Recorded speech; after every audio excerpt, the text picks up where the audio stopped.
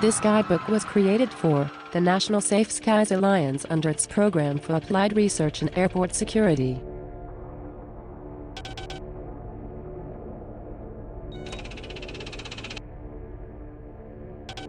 The last decade has seen an alarming increase in the number of active shooter incidents in many areas of society.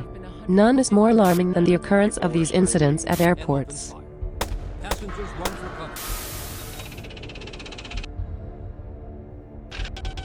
In 2013, a gunman opened fire at the Los Angeles International Airport, killing one TSA agent and wounding 2 others and 1 civilian.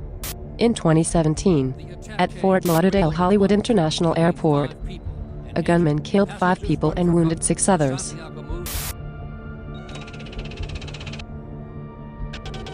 Following these incidents, through a series of after-action reviews, areas of the FAA and individual airports developed response plans and other guidance to assist in mitigating and recovering from these incidents. Recovering from an active shooter event begins with thorough planning for training and awareness of personnel, exercises and drills, communications, technology and equipment, and evacuation procedures.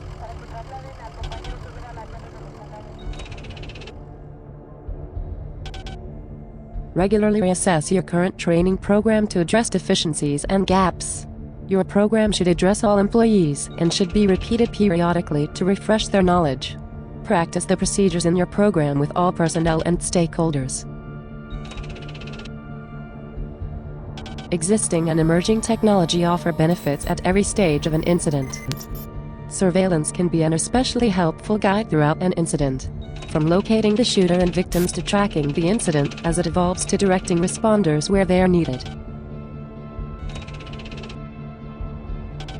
Nothing is more critical for an active shooter program than well-developed and well-rehearsed evacuation plans.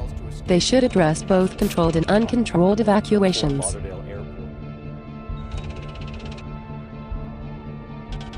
Similarly, a plan for managing vehicular traffic, first and foremost, helps first responders to arrive at locations where they are needed.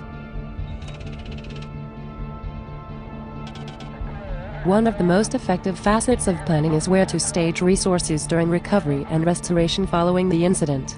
Identify locations for staging responders, equipment, employees, and the media.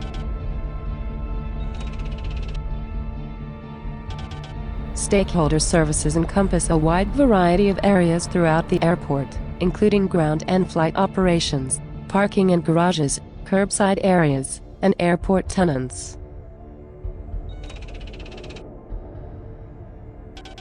One of the most important aspects of recovery is restoring normal operations. After caring for victims, it may be necessary for engineers to inspect the sterile area. Utilities must be restored, and debris and hazardous materials must be cleared. Recovery and restoration activities can quickly overwhelm an airport's resources. Plans should include possibilities for obtaining aid from other airports. Airport Community Emergency Response Teams (ACERTs) can alleviate some of the burden on resources and personnel. News of an active shooter at an airport is likely to also cause panic in families who may have loved ones on scene.